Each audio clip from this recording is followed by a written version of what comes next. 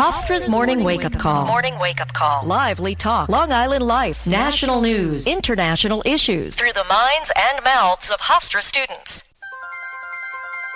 You're listening to the Hofstra Morning Wake-Up Call only on 88.7 FM Radio Hofstra University. All thoughts and opinions stated here on the Hofstra Morning Wake-Up Call do not reflect the views of 88.7 FM WRHU and its management, Hofstra University, as well as its Board of Trustees. All contrasting views can be sent to programming at WRHU.org or to 111 Hofstra University, Hempstead, New York, 11549.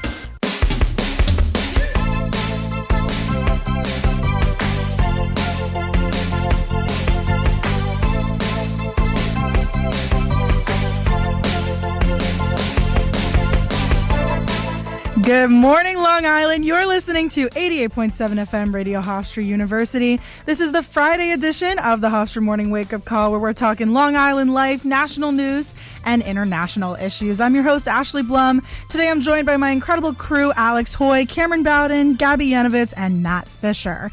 In our first hour, a recap from the Trump rally here in Uniondale, an issue you should care about this election season, and more on the Baltimore Bridge collapse from March. Stay tuned.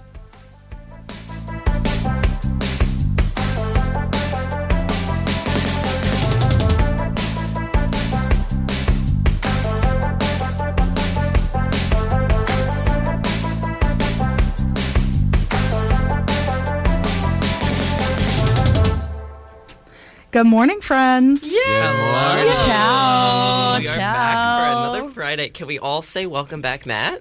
Welcome back, Matt. This is my first wake-up call of the semester. Shout out my last year crew, who I know are sleeping right now. Oh, much love. You don't think they're listening? Maybe. They might be laughing. Much love to them. Hi, Bruno. Hi, Jamie. Hi, Ricky. It's like I know we have listeners. I feel like you're on the Price is Right wheel where you shout out your family Hi, when you're spinning the wheel. Hi, Nana. Sorry, guys. I love my family, but they are, in fact, not on Long Island, so they... And I don't think they know how to stream either, so they're not hearing You this. haven't dropped the link? Yeah, do you need the WRHU listening app? Guys, wait. Crazy Lord this morning, Cameron showed me that we have a WRHU radio listening app, which I never knew we had. Very exciting stuff. I did not we do. know about that. Very fun. We do. I know. I always Promo go to, that right now. I always go to the website for WRHU, and Oh, I also do that too. yeah. But do you ever get the warning? Oh, but the app is so helpful. Yes, we get the warning all the Yeah. time. For It's some such a reason, shame. I don't know why I was told, or like I heard, for some reason I thought the app wasn't working or was like shut down. That's like, what I was told too. that as That's- well. Yeah. But I found it on the App Store, and it works very well. Absolutely. Good to Tell you know. what to do. Stream WRHU.org or on the app. Absolutely. We love that. Well, all right. Well, we're here not to talk about the show. We're here to do the show today. I'm super excited for us all to be here. Let's get right into it. We have a jam-packed hour, so start us off with our weather report, Matt. All right, and for today's forecast, it's currently 65 degrees outside of our WRHU studios here at Hofstra. And up in the sky, it's cloudy with a 0% chance of rain. The rest of the day should be pretty warm with an expected high of 77 degrees during the day and a low of 65 in the evening.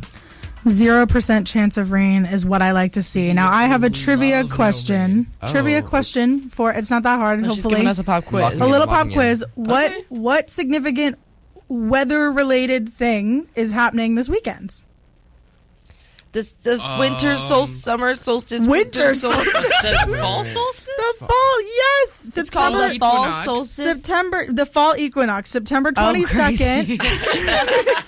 Solstice. Yeah. Gabby really wants it to be Okay, snowing over here. Dude, all I know is that it's changing from summer You got to it. fall. You so got I it. didn't know what that was called. But But it You doesn't got feel it. Like that yet. It's still pretty warm. Listen. I the want to walk weather outside. has been gorgina. Listen, I want to walk outside. for I want to real. see leaves off trees. I want to see orange leaves on the floor. I want to see pumpkin spice lattes everywhere. It's a beautiful Pumpkin time. spice That raining last from the one, sky. Pumpkin spice is everywhere. Yeah, you're right. You're I right. want to We're see already pumpkin there. spice raining from the sky. Controversial take. I don't like an iced pumpkin spice latte. I think I've it never tastes- tried one. It has to be warm. It has to be warm. It has to be warm. I'll be so for real with you. I accidentally made myself peppermint tea last night instead of pumpkin tea, so I'm really on a Christmas grind right now already. We're already Well, Gabby's on winter we also. are on the so winter like, solstice, actually. half of the I'm crew's sorry, in we are, winter, yeah. half of us are in summer, everyone's in fall. I don't know. But Matt, thank you for that weather report. Seems like it's going to be another beautiful day here on Long Island, which is always a good thing. And with that, we're going to take it to a more serious note. note, and I'm going to start us off with our national and international news headlines for the top of the hour. So, former President Donald Trump attended an Israeli-American Council event in Washington, D.C. to a group of Jewish donors. In this speech, he decried the rise and spread of anti-Semitism in the United States. He railed against Hamas and jihadists flooding into the country, and he said this about what he would do if he wins the White House. Nobody's ever seen anything like it. My promise to Jewish Americans is this: with your vote, I will be your defender, your protector, and I will be the best friend Jewish Americans have ever had in the White House. Trump's comments come only a day after a scandal has rocked one of his close allies. In a CNN finding yesterday, Republican gubernatorial candidate Mark Robinson supposedly posted racist, transphobic, and sexual comments on a chat forum called Nude Africa. Robinson allegedly posted things like he was a, quote, black Nazi, a perv, and it's also alleged that he praised Hitler, saying that he would be a better leader in Washington. Next Thursday, Ukrainian President Volodymyr Zelensky will travel to Washington for a meeting with President Joe Biden and Vice President Kamala Harris as he calls on the U.S. to allow Ukraine to use Western-provided weapons to strike deeper into Russia. The Biden administration is still not certain it should give Ukraine the ability to launch long-range missiles into deep Russia, and according to officials, they are looking for more detailed information about how the country's capital would use the weapons and fit the board into the broader strategy for war. Kevin Mullins, a judge in Whitesburg, Kentucky, was shot and killed in his courthouse chambers late last night. The local sheriff, Sean Stein, is being charged with the murder. The preliminary investigation indicates that Stein shot Mullins multiple times after an argument inside the courthouse. The investigation is still underway at this time. Sticking in Kentucky, Fred and Sheila McCoy were credited with helping find the body of Joseph Couch, a man suspected of firing at vehicles, wounding 5 people. The McCoy couple, who typically spend their retirement making YouTube videos, decided to be bounty hunters, leading to their finding of a body that died from a self-inflicted gunshot wound. After teams opened fire on the interstate, multiple teams of local, state, and federal officers searched thousands of acres of woods and warned residents to be extra cautious, and schools shifted to temporary virtual learning. Thank you all for those national and international headlines. A lot going on, as always. Any that stand out to you guys in particular? I mean, they all stand out. We were talking about this a little Always, bit, but the murder of the judge just feels like it's not something you expect to hear. Yeah. It's not something It's you like, expect that's to hear. shocking. Typical. The other thing is the Mark Robinson comments. That was something that I found out last night. Some of these things were very, very awful. And again, this is all alleged. He's denied any rumor or any claim that he was the one posting on these chat forums. However, CNN does have substantial evidence to back the idea that he was, in fact, the poster of a lot of these comments. So it's really nerve-wracking. And also, it's super important for this election because North Carolina is a swing state and was largely thought to be most likely on the Republican side of things. But after this, after some of the claims that he's made, never know. Strongly doubt. I have a strong belief that it could really negatively impact the Robinson campaign in running for governor. It's definitely something we're going to have to watch. But speaking of the election, we had a historical event take place here on Long Island just a few days ago, which I'm still getting over the fact that it happened just so close to home. But former president and Republican Party presidential nominee Donald Trump made a homecoming to New York this Wednesday. He held a rally right here on Long Island, down the road from our Hempstead studios at Nassau Coliseum, and thousands upon thousands of his most loyal supporters showed up to hear what he had to say. So we are going to give you guys the recap, the rundown, and our final thoughts. People camped outside the venue Tuesday night and arrived at extremely early hours of the morning on Wednesday to get a good spot online. And even with hundreds of people having to park their cars miles and miles away, everyone's energy was truly unmatched. I was there reporting, and I spoke to Rob Durkin from Levittown. He was certainly in high spirits. Oh, it's wonderful. I'm ecstatic. I was, we parked pretty far. We had to walk pretty far from the car, but it was the energy brought me here, and I walked over a mile, and I'm good. So. The crowd carried on this attitude throughout the day with chanting, singing, and even some live music.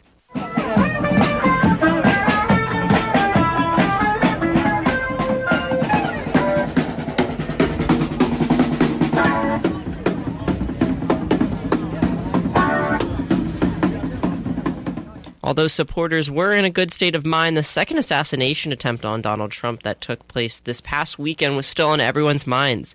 Liz Smith from Levittown and Maria Ferranti from Seaford shared their views on this incident. I think it should have never happened. I think there's a big lax in what the Secret Service used to be and the FBI should be, and there shouldn't be two assassination attempts or any assassination attempts on any president. I think it's divine intervention that Donald Trump is still here, and I think he's here for a reason. I don't know if it was just out of the blue. How does a man from Hawaii know exactly what day Trump is going to be golfing at that golf course and know where to park himself? But I think the Secret Service is doing the best they can under the circumstances, that they don't have a lot of people working for Trump. After making it inside the venue and listening to speeches from guest speakers, including Nassau County Executive Bruce Blakeman, Trump made his appearance, and the crowd certainly didn't hold back any of their love.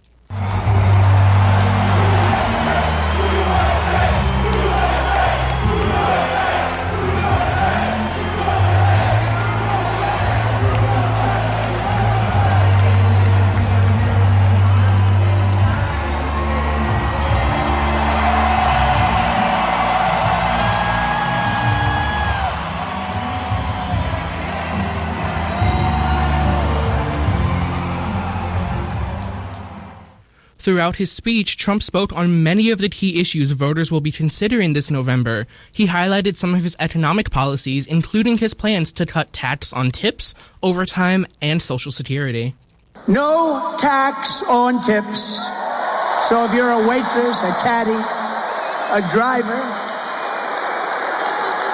but maybe better, no tax on overtime. Do we have any seniors in the audience? Raise your hand. You ready? No tax on Social Security benefits. And you know why you deserve it? Because you lived like hell with the highest inflation probably in the history of our country, and you couldn't make ends meet. Now you're not going to have to pay tax on your Social Security benefit. He spent a lot of time discussing border policy and spoke about the impacts he feels international criminal gangs like MS-13 have had on Long Island and the country. I came into the presidency and MS-13 was on my mind because I saw that in Long Island, two beautiful young girls were walking to school. They were 16 years old, and an MS-13 gang of deviants grabbed the girls and sliced them up into pieces, not with guns. They didn't want guns.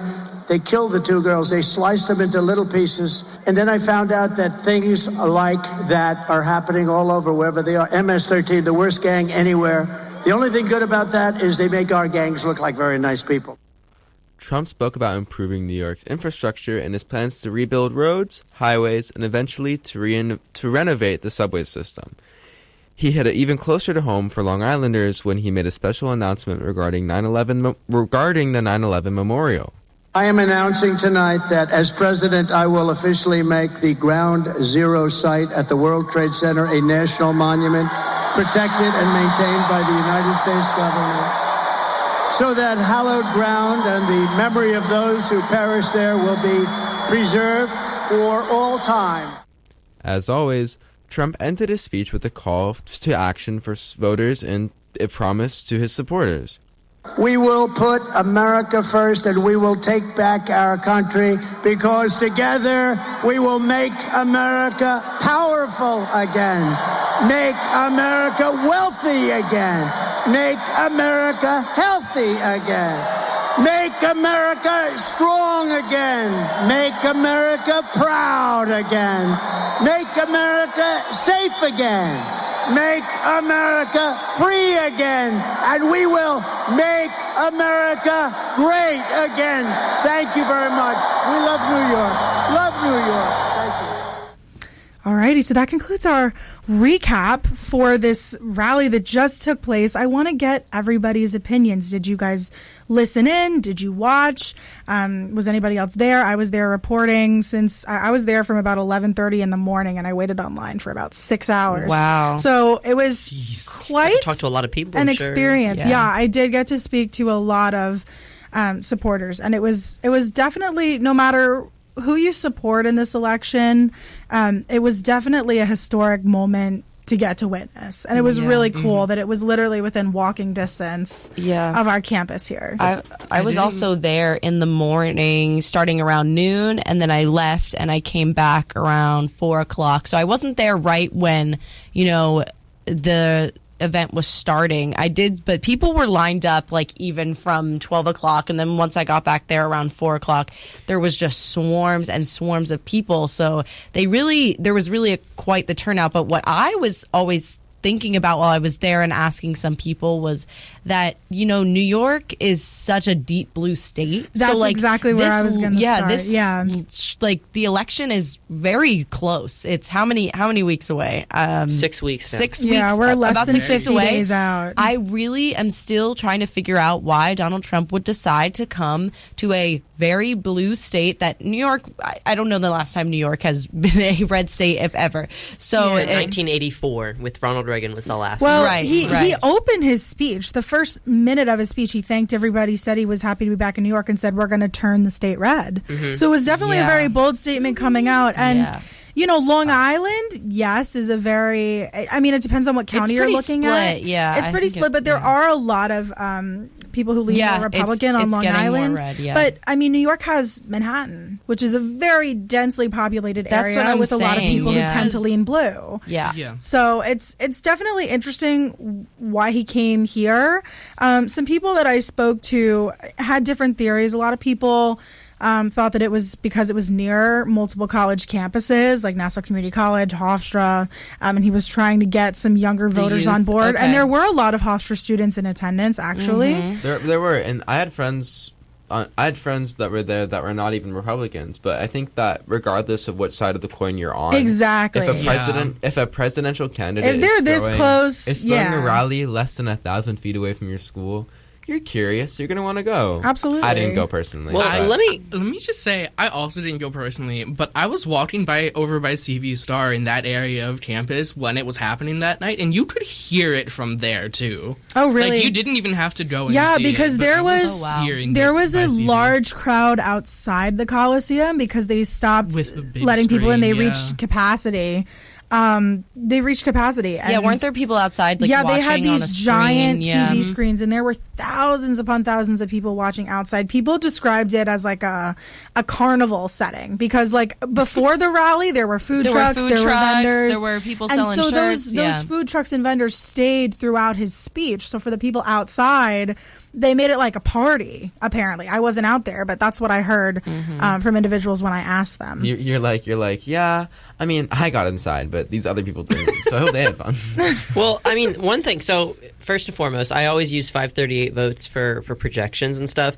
The projections right now have Harris winning New York State 99 times out of 100, and Trump winning only one time out of 100, out of 1,000 simulations that they've done. I don't feel that with the city it's going to happen. Very unlikely. Now, let me say, I think that a really big concern for a lot of students here was security. I personally didn't go. I was actually waiting until 1 o'clock in the morning to kind of edit an article for the Chronicle. But it was kind of already mentioned surrounding security, but it's just like a hugely... they closed every gate on campus, I think that just they were shows checking how they people's were really IDs. There were helicopters all day. Yes. All day But long. surprisingly, and like when I was actually there within the gates, there was like less police presence than I thought there was going to be. But maybe that's on, maybe they're high, maybe they're sort of hiding a little bit. What I can say, I have mixed opinions about this. First of all, you're absolutely right. There's a lot of securities. We were able to see multiple snipers from where we were standing in line on the nearby I did buildings. See on top of the Marriott.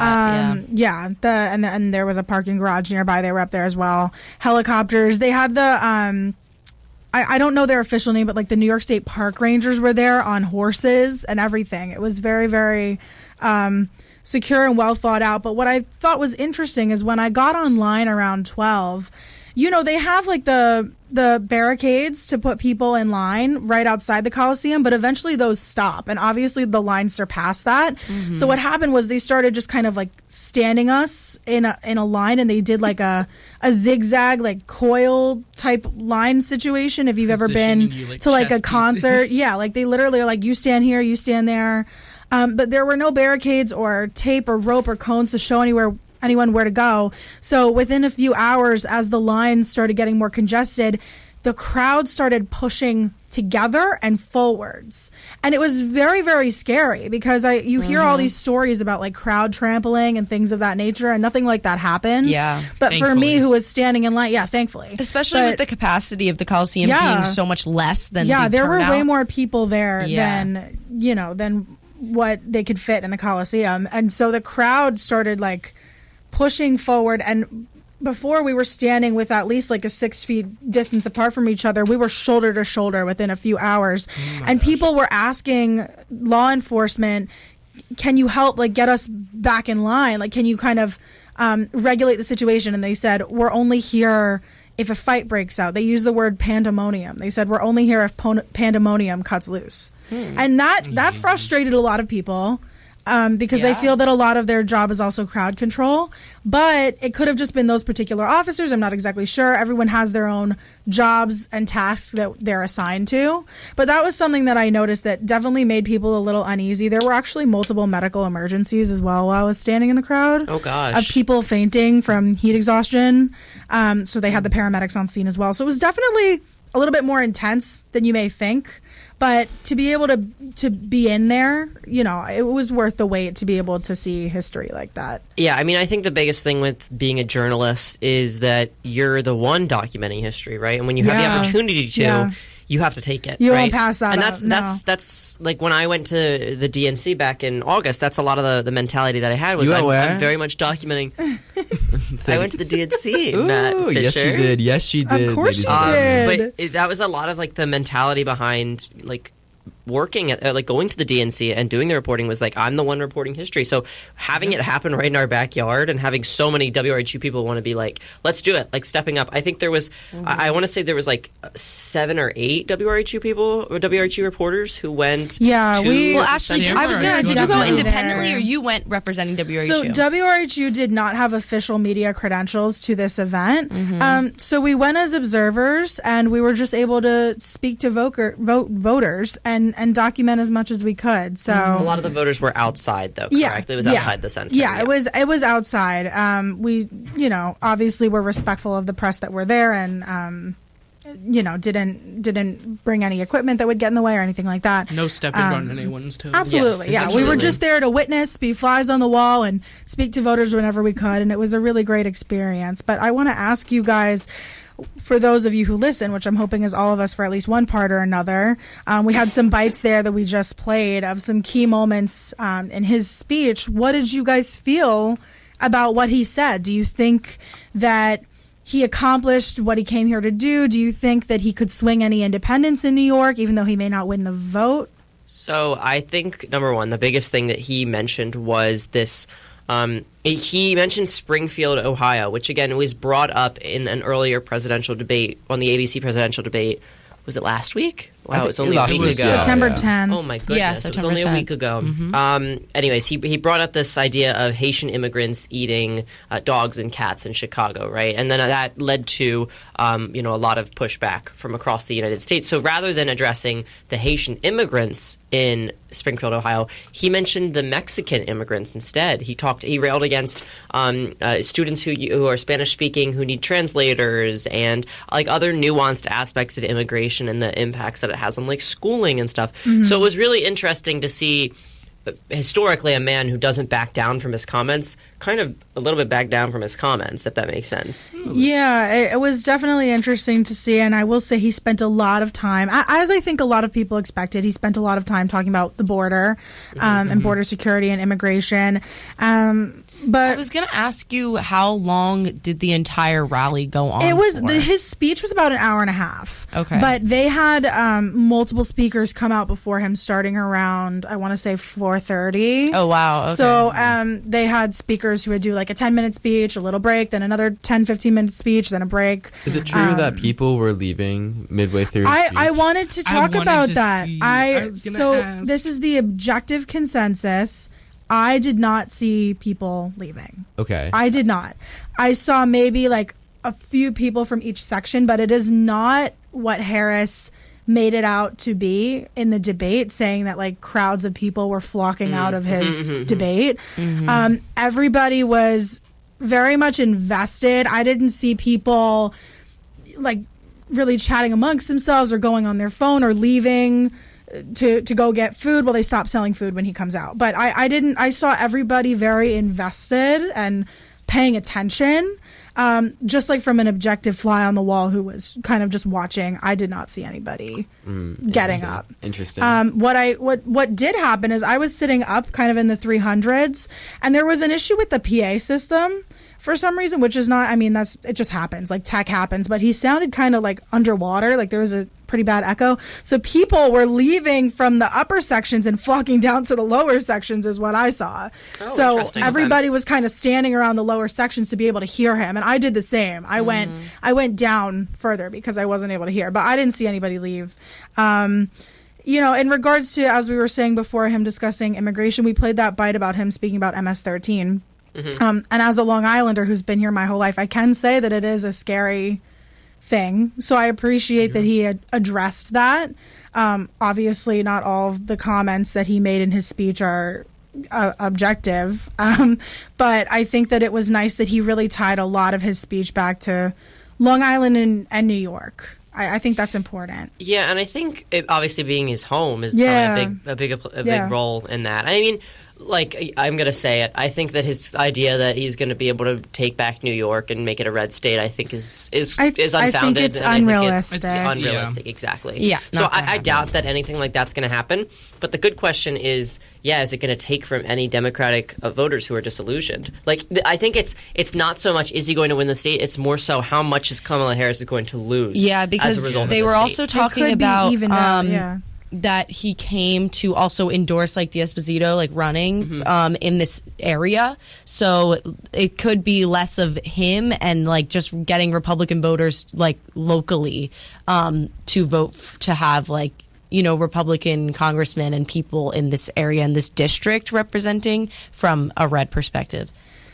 So, I mean, and now that brings up a whole issue of like people protesting against a red district or being in a red district, right? Because there were a lot of counter-protests surrounding this. There was protests the night before. There were protests in front of the Coliseum during, and our very own Gabby Yanovitz has some information regarding those counter-protests, if you'd be willing to... That is correct. While former President Donald Trump brought thousands to the Nassau Coliseum Wednesday, dozens of protesters gathered throughout the day to display their opposition to Trump and to endorse Democratic nominee Kamala Harris. Earlier in the day, Nassau County Democrats gathered in the Coliseum's designated free speech zone to voice strong concerns about Donald Trump's rhetoric, policies, and overall demeanor. New York State Democratic Party Chairman Jay Jacobs led the protests with strong opinions regarding Trump's policies and how they affect Long Islanders. Donald Trump has been no good for our property taxes, no good for affordability, and let's not even get into women's reproductive rights, because what he has done... What he has done by his appointments to the Supreme Court, what they did, and what he has said, has so messed up this country. Jacobs was joined by many other local politicians, such as former New York Governor David Paterson, Assemblywoman Michaela Salages, who advocated for Long Islanders and asserted that Donald Trump is, quote, not welcome here on Long Island. Former State Senator Kevin Thomas added to this discussion. This kind of disgusting rhetoric should not happen here at all. And we will continue to fight against it. We will continue to stand united as Democrats against what we see behind here right now. Protesters chanted phrases like "Stop the Lies" and "We're not going back" while holding signs that read "Harris Waltz 24" and "Bozo Bruce, do your job," in reference to Nassau County Executive Bruce Blakeman. Later in the afternoon, Nassau County legislator Carrie Salages led a group of Haitian Americans who made plans to protest the rally only over the last few days, following the now debunked comments Trump and his running mate J.D. Vance have made regarding Haitian immigrants in Springfield, Ohio. Rolanda Jolibois, a Haitian immigrant who now resides in Uniondale, spoke on her reasons for joining the protest. So it's wrong that one person from a specific party pick out a group of people and try to denigrate them by saying a whole lot of lies about them. It's wrong, and that's why we are here to fight against that. As Democrats mostly kept their protests to outside of the gates of the Coliseum, a few Trump rally attendees attempted to disrupt by shouting during the press conference and waving flags from the other side of the gate. It was very interesting to see the other side of this story. There were a lot of people who came to these protests, definitely not as many as attended by the Trump rally, but they were passionate and they were there. And a lot of their main points were also that Nassau County is overwhelmingly blue in population, but has Republican representation, from that as their local officials. So I thought that was interesting, too. So it was just very interesting to talk to people and get out there and see what was happening from the other side. Yeah, what was that like for you, being able to really talk to people about what they're truly passionate about? Because for me, like, on the other side, I love that we're covering both sides of the story. I think that's so important. And just getting to hear so many different perspectives always puts things in perspective for me, so to speak. Like, it always really makes me see, how similar and different we can be about different topics. Mm-hmm, absolutely. I really got very good insight from the Haitian community. There were a lot of people there that, might not have been there had Trump not made those comments about Haitian Americans and Haitian immigrants in the last few days, and they really banded together. And Representative Salages, both Carrie and Michaele, they're siblings. They're both Haitian Americans, and they were really leading this group of, immigrants from this area that banded together and said, we're not going to stand for this. And, they came in strong, and they really joined as a community. I think that's right, especially if, as someone's making statements about your community that aren't true. I think you have every right to stand up and protest. Actually, one of my friends was at the rally, got a piece of photography, and he got a picture of just like some teenager, I guess on Long Island, flipping off the Haitian protesters. And it's a really powerful image, because not powerful in a great way, obviously, but powerful in a way that is so telling about the discourse in this country over lies and fake news and, It's a shame. I mean, one thing that I want to say is that I loved the bite that you had from Miss Jolibois. I mean, I think that was perfectly not idealized, but it I agree. It symbolized. It encompasses everything, and it was so powerful. Yeah, I wish I could have shared like more of what her. I could have put a longer bite in there, but she was also talking about how the Haitian community is law-abiding citizens. They have been for years. Law-abiding citizens. They, contribute to the economy. Like, they're very powerful, and this really did deeply disturb them. And she felt that they're using the Haitian community as just like a tool to be thrown around in conversation without any backup for these facts. And yeah, I think and let me just get maybe philosophical for a second, like from a psychological standpoint. This reminds me of like that concept of like, because in every population, in any demographic, you're going to have one person who might not do the right thing or do the best thing. Certainly in my demographic, like everybody, like there's going to be one person that maybe doesn't do something they're supposed to do, clearly. But I feel that, if a few people do that, it tends to be generalized to an entire population. And it's like that concept of like one person does it and they quote like ruin it for everybody else kind of thing. Yeah. Like it's really hard to be making generalizations about any community. Yeah, I mean, I think another thing, there's like plenty of examples of, like one bad spokesperson for the community doing like a lot. Like, for example, I can think of recently there was a story we were doing on a different show called regarding an ex-teacher who sent threats to a Florida judge over the Don't Say Gay bill in Florida. Mm-hmm. And, it was this really virile, vicious kind of hatred over the judge refusing to take a case in regards to trying to stop the Don't Say Gay bill from going into action within Florida. And it automatically, by some people on the internet, was picked up as like, this is a spokesperson for the LGBTQ plus community. This is a spokesperson for the queer community. And it just basically like completely negated everything that, people have been fighting for, people have been pushing back on because of one person ruining it. I have a point to say about this. Because this is a thought that I formulated a long time ago, is that why is it whenever a member of a minority community does anything, that is immediately a representation of an entire community. However, when a member of a non-minority community does something, it's treated as an isolated incident. Mic drop, but yeah. Yeah, well, that's what I was kind of getting at, is that we do see like some of these disparities still happening. I do think that it depends on the situation.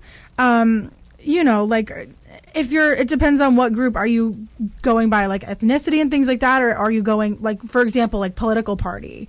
Like there's been a lot of cases where someone who identifies as Republican has done something they're not supposed to do, and Democrat as well. Has happened on both sides, and that whole community is kind of generalized. So I think that it does depend, but Matt, you're absolutely right that it's not something that happens in all situations, and it really shouldn't happen at all to do that.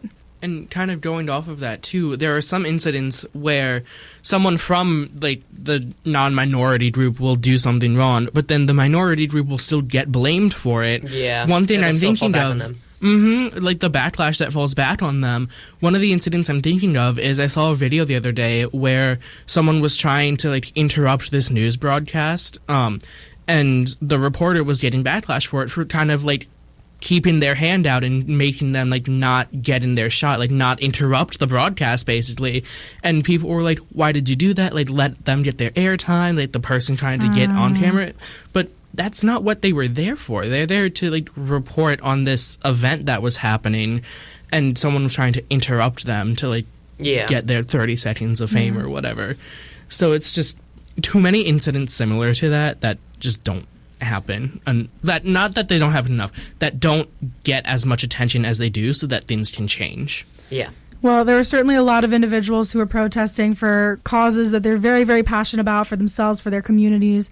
And Gabby, I'm so glad that you were able to get that sound and really go in person and see what that was like, because with all stories, it's important to cover all aspects, both sides. And I think it's safe to say that with this happening locally, people are enthusiastic to go vote, no matter what way they may be voting. I think it's important that everybody get out and register to vote and go vote. I got to get my mail-in ballot. Yeah, especially us as college students. A lot of us, like, this is my first time voting in any election, but especially the presidential election. So it's a very exciting time. And speaking of that, every week we've been covering a different issue that should be thought about this election season. And Cameron Bowden has this week's segment for us. Yes, we do. On this week's installation of the issues you should care about, we're talking about recreational and medical marijuana as a sign of trends for this election season. So in the United States, there are 38 states in the District of Columbia which have medical marijuana programs in place, and then 24 states and D.C. has recreational marijuana legal.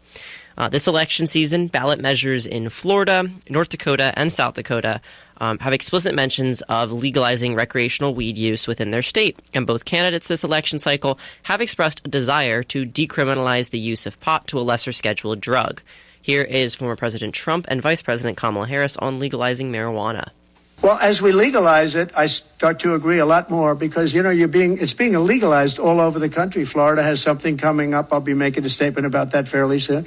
But as we legalize it throughout the country, whether that's a good thing or a bad thing, it's awfully hard to have people all over the jails that are in jail right now for something that's legal. So I think Obviously, there's a lot of sentiment to doing that. Yeah, please. Third, we have directed the Department of Health and Human Services and the Department of Justice to reassess how marijuana is classified under the federal drug schedule. And I cannot emphasize enough that they need to get to it as quickly as possible. And we need to have a resolution based on their findings and their assessment. But this issue is stark when one considers the fact that on the schedule currently, marijuana is considered as dangerous as heroin. Marijuana is considered as dangerous as heroin and more dangerous than fentanyl, which is absurd, not to mention patently unfair.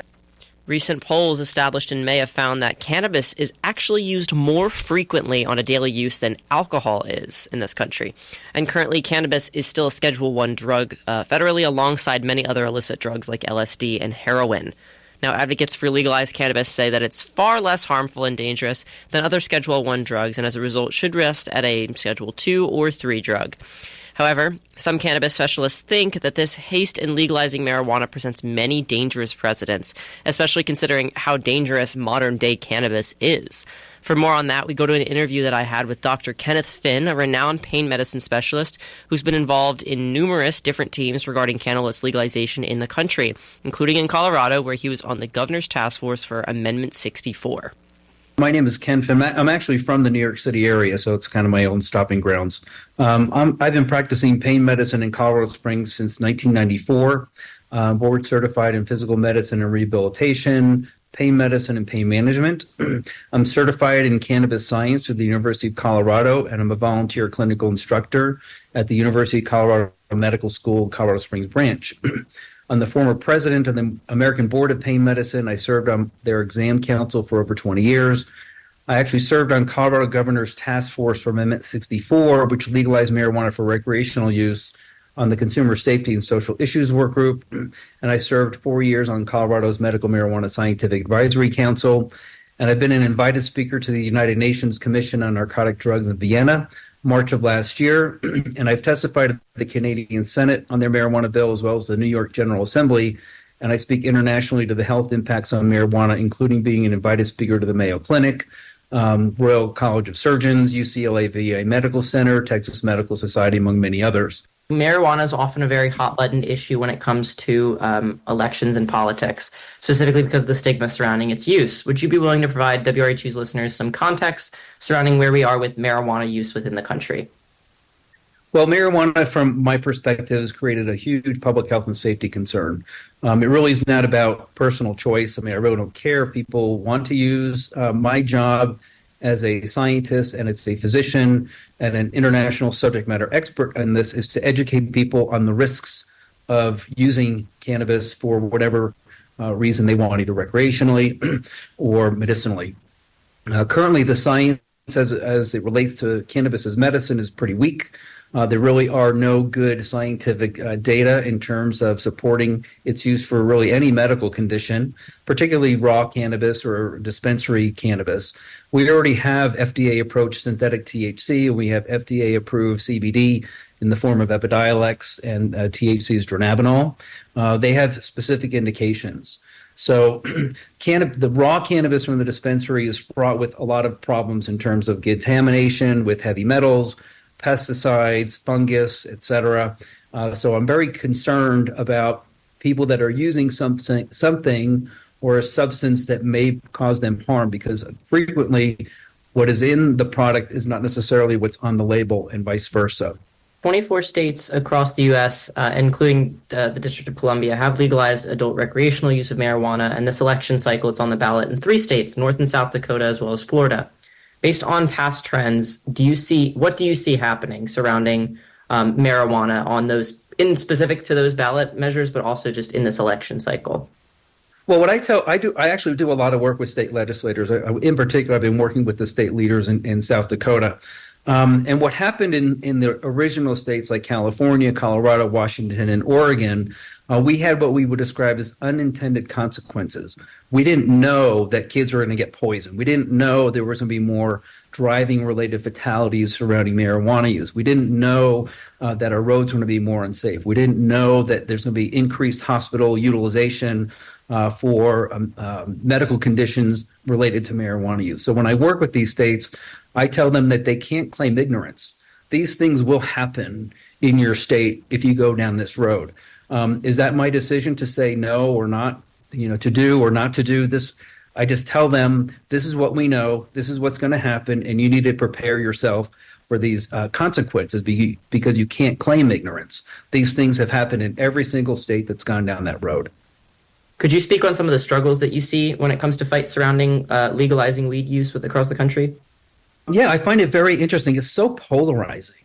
It's so divisive. Which I found it's so interesting to me. That's why I kind of went down this road, all over a plant. And people get very visceral. They get very angry. They get very argumentative when, even with me, and I'm not a prohibitionist. I'm not a nihilist, although I know I sound like one when I give presentations with CDC and NIH and state leaders. I know I sound nihilistic, but I'm just approaching this really from a public health and safety and scientific perspective. Again, I don't care if people use, just buyer beware. So states like Ohio, for example, is a typically more conservative-leaning state, but approved the use of recreational marijuana in 2023. From your perspective, working with different organizations, testifying in front of legislatures, does partisanship play a role in the fight to legalize recreational marijuana at all, or is it a very bipartisan issue? No, it's marijuana money. It's big marijuana money. The industry is huge, very rich, and very powerful. And a lot of these states, the amount of money that is poured into the states that are trying to legalize is highly related to the industry itself. They want this. And, and the question I always ask is, for example, why are the tobacco industries investing heavily in the marijuana industry? Well, people are smoking cigarettes less. And they're starting to move towards use of vaping, dab pens, dabbing, smoking marijuana, edibles, all this other business. So they don't want to lose market share. So it really, at the end of the day, it's not necessarily, I don't think it's a bipartisan issue, although in the same breath I am going to say it is a bipartisan issue because it affects everybody.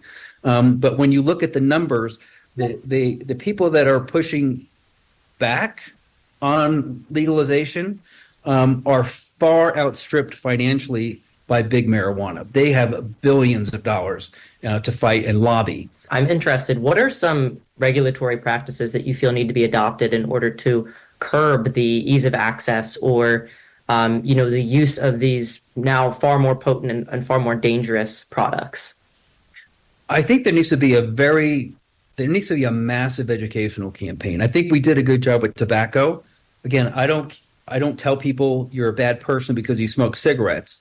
I say we know cigarettes aren't good for you. And with a lot of education, and it took decades, the use of cigarettes is on the decline. And then the vape things came into play, and that kind of threw a wrinkle in everything. I think there needs to be a massive educational campaign, and sadly, it needs to start in elementary school. I mean, because I know kids that are and parents of kids and children that have either had a suicide attempt or successful suicide. And it was all related and surrounding their marijuana use at a young age when the brain is still developing, which is a very vulnerable part. Both major candidates in this election, Donald Trump and Kamala Harris, have expressed a desire to reclassify weed as a lesser scheduled drug. Currently, it's obviously marked as a Schedule I drug alongside LSD and heroin. Could you speak to what this change would mean for the future of weed usage here in the U.S.? Well, again, I find it very interesting that they bring the rescheduling issue up during an election year. And historically, the DEA has not supported the marijuana as they keep it in the Class 1. And I think it needs to stay in Class 1 for now. because raw cannabis has not been approved for a single medical condition. And we know it can cause harm. We know it can be abused. We know it can be addictive. And there's 5 bullet points that the DEA historically has used to outline whether or not a substance should be classified in Schedule 1, 2, 3, et cetera. For example, dronabinol, which is synthetic THC, has been around since the 80s. I don't think I don't think any longer classified. It might be a Schedule 3 substance right now, if I recall correctly. Epidiolex, which is FDA approved CBD, it used to be Class 5, and now it's not even classified in a schedule because they don't think it is. But let me ask you a real quick question. Do you know how many drug interactions CBD has? I do not know. 606 drug interactions.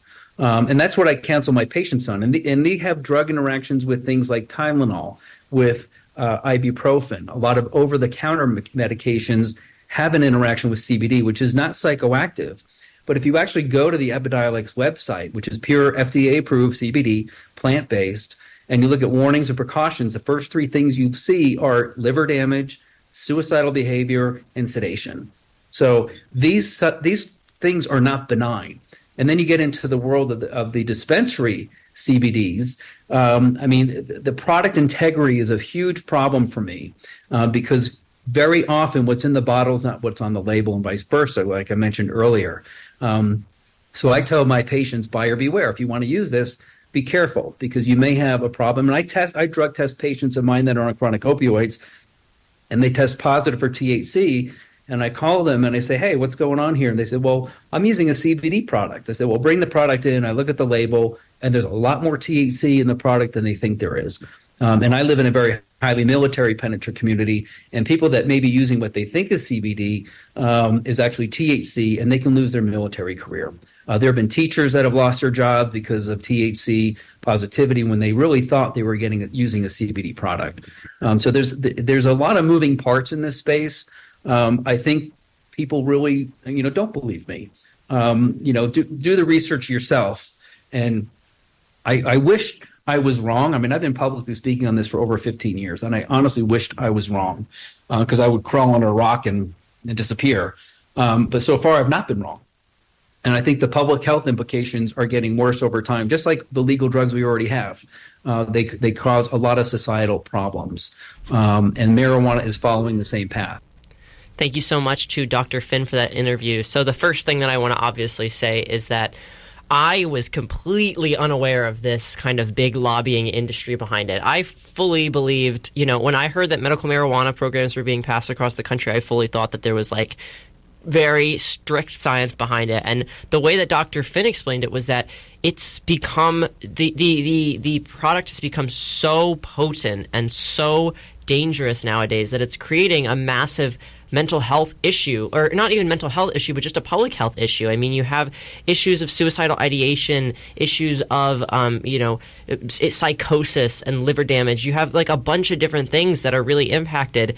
And it's just crazy to me that it was passed so quickly. But I mean, I guess it's a sign of how lobbying and how massive drug industries can really do that kind of thing. I mean, a lot of the marijuana industry is now supported by big tobacco, right? So it makes total sense. And you know that because back in the 80s and 70s, the tobacco industries became so powerful. And then once they were regulated, became so much less. Imagine now that they're, supporting this, it just is a sign of how dangerous it can really be when it comes to this kind of issue and how hastily people have passed it and legalized it without really considering the kind of negative side effects to it. I feel that we see that a lot. Not obviously, I'll kind of compare it to what we've seen in pharmaceutical companies. It's just that industry is so, I don't want to say easily flipped, but when something new comes out, it's usually something that happens fairly quickly and people can get a lot of support behind it, in that industry. Yeah. But my opinion, what stands out to me in this topic, in this story in particular, is Cameron, as you were saying, the danger. Mm-hmm. But from a particular perspective of nowadays, a lot of the, marijuana that people may be obtaining or different types of drugs are not pure. They are laced or contaminated there have been many cases of marijuana being laced with LSD, cocaine, heroin, one of those or all of those, and fentanyl as well. And that is something that raises a big red flag for me. It's something that obviously scares me because, you know, we don't see many people overdosing on pure marijuana, but we do see a lot of it with these other drugs that it could be laced with. And there's no way of knowing. Well, yeah. I mean, you can't really overdose on weed because it's a plant as opposed to a chemical, so it makes sense, but it can be laced with things, and that could lead to some medical issues. Even if it's not an overdose, it's not a good thing. Exactly, you wouldn't overdose, but it would cause other really bad things. Specifically in this interview, Dr. Finn brought up the idea, or this case out in California where there was a woman who was with her friend, and she was doing something called stacking, where you essentially light a bowl of weed and then just continue to stack the smoke over and over and then take a hit from it. And she got hit with such a wave of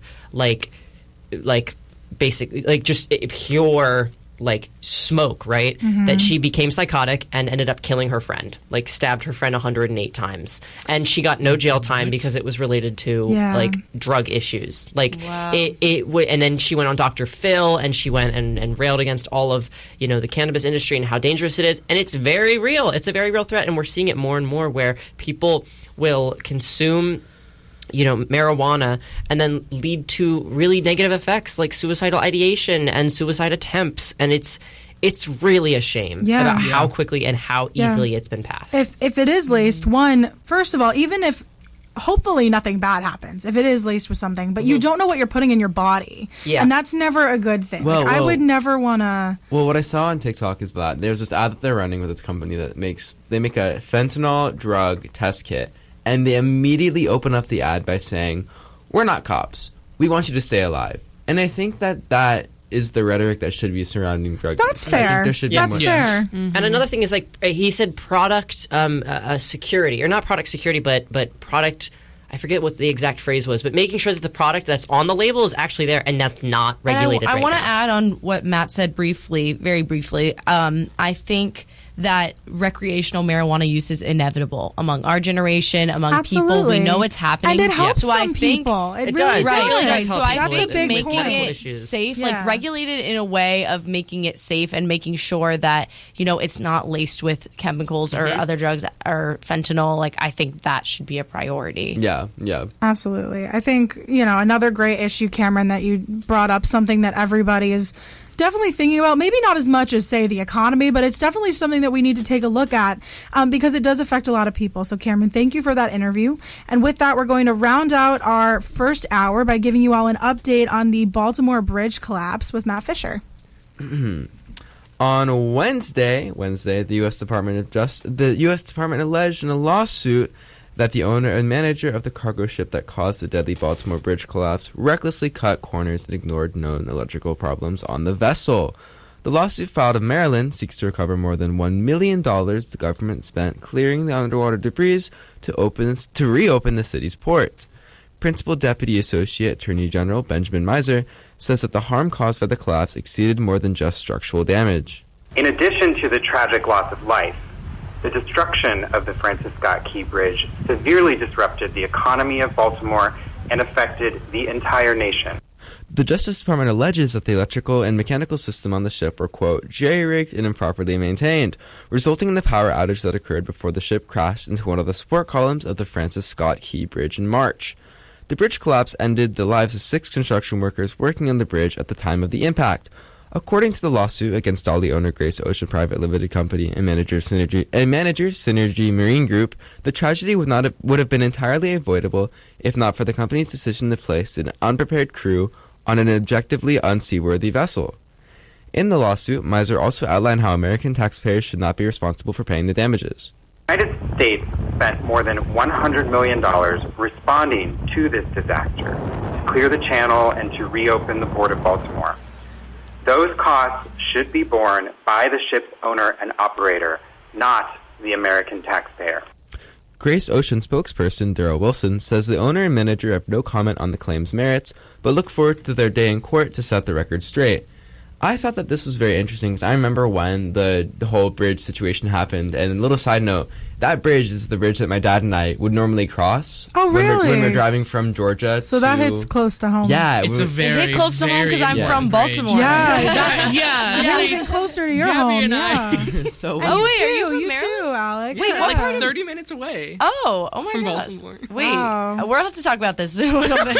But it was very shocking to see that all happen, and now that they're just going into the investigation to see that it could have been more than just an accident and things like that. I think it's very interesting, and I'm interested to see what will come It's frustrating because it's like one person cutting corners, not even thinking anything of it, ended up costing the lives of 6 people. And what it's done to the Port of Baltimore and the economy and everything like that. Having to rebuild so much happening entire with them. highway that is like the Key Bridge was a part of it. And there's it's just there's not a reason circle it's called the Key Bridge. Like so many people used this bridge. Well, I mean, another thing is like you can see the same kind of cutting corners with the Ocean Gate submersible findings that have been coming out recently. Yes. The Coast Guard's been doing hearings into that. So it's just crazy people that can cut corners and result in people dying. I think it's a theme that we kind of see all too well, and it's a very important lesson to be learned that a lot of people feel even on smaller levels like, you can cut corners here and there, nobody will ever find out, nobody will know. But there's a good chance that people, first of all, will find out, but more importantly, that people will get hurt because of you not doing your due diligence, so to speak. But Matt, thank you so much for that update. We don't have much else on the update at this time, but more will come out on it in the coming weeks, I'm sure, and we'll be reporting on that. But that's going to wrap it up for our first hour of the Hofstra Morning Wake Up Call. Don't go anywhere. We have more coming to you from 8 to 9 a.m. here on the Friday edition, so stay tuned. Proudly broadcasting from the Richard Philip Cavallaro Studio. WRHU. Hempstead. You discovered. A cornerstone of the Lawrence Herbert School of Communication. WRHU. Hofstra's Morning Wake Up Call. Morning Wake Up Call. Lively talk. Long Island life. National news. International issues. Through the minds and mouths of Hofstra students. You're listening to the Hofstra Morning Wake Up Call only on 88.7 FM Radio Hofstra University. All thoughts and opinions stated here on the Hofstra Morning Wake Up Call do not reflect the views of 88.7 FM WRHU and its management, Hofstra University, as well as its Board of Trustees. All contrasting views can be sent to programming at WRHU.org or to 111 Hofstra University, Hempstead, New York, 11549.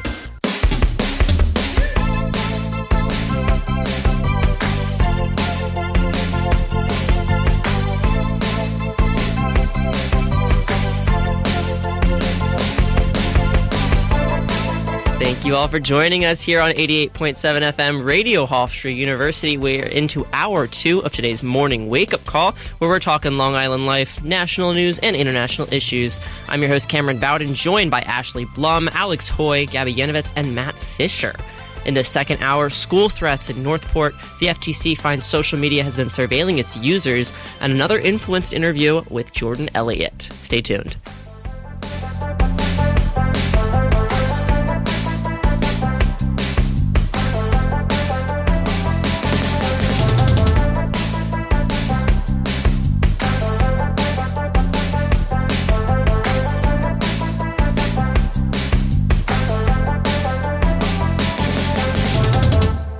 All right, guys. Welcome to hour 2. We are back, baby. We have crossed the horizon. Back again. The sun is up.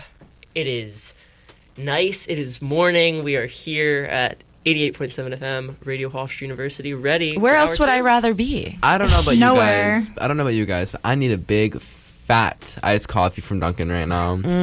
Wait, quickly, around the room. Dunkin' orders, go. Small iced coffee with mocha and a little bit of cream, sometimes almond milk. Cam. Blue raspberry colada.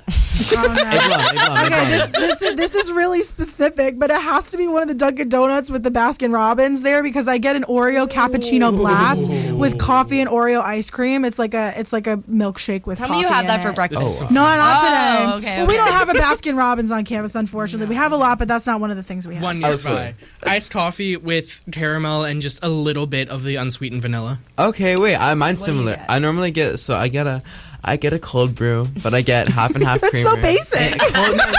Let me finish. Actually, in your fancy drink over there. Oh, my fancy drink is very unhealthy. I get a caramel cold brew with half and half cream. That sounds And more that's complicated. It's delicious. It's so yummy. I love it. Well, you see, I feel like a Starbucks is more of a cold brew place. Don't talk to me about Starbucks. I sense a feud. Here's the thing. It's like you guys all have like actual like coffee orders. I don't drink like coffee straight. Like it has to be in like a frappuccino or like Okay, you like a something. sweet coffee. Yeah, I like a sweet coffee, too. Like at Me too. Starbucks, Yeah. you'll get like a mocha cookie crumble type situation. Okay. I used to. They're I used yum to, yum. yeah. They're very good. Nothing like Cameron's hit us with that blue raz culotta. That was the curveball. No, like, listen, Ashley, you want to say that your drink is unhealthy. Mine is pure corn syrup and ice. So I really don't think That's you, fair. you have That's you're fair. good. Don't You're forget the chilling. artificial flavoring. And the blue 8, the and blue the 6, artificial the color. blue 5, or whatever it's called. Well, we're going to say that it's definitely not time for iced coffee weather because it is still nice outside. Matt, you want to give us the weather forecast for today Yes, and the I weekend? do. First of all, I want to say any season is iced coffee season. Don't get it twisted. That's fair. But That's the weather fair. outside of our WRHU studios, it is currently 67 degrees here, and up in the sky, it's cloudy with a 0% chance of rain. The rest of the day should stay warm with an expected high of 77 degrees and a low of 65 in the evening. The weekend is fast approaching, and the morning wake-up call has all the latest in your weather forecast. Saturday will have a high of 75 and a low of 60, and will be cloudy with a 0% chance of rain. Sunday will bring sunshine with a high of 73 and a low of 57. So not too bad for weather. God, right I now. love sunshiny weather. It's sunny it's weekend beautiful. on the island. You know what we love? That 0% chance of We rain. do. Yes. Oh, I love that. You know what? Give us a little desert life. I texted Alex this morning. I was like, "Yo, is it cold outside?" He's like, "Not really." Well, let's say, why is it wasn't there to me. warmth and sunshine in fall?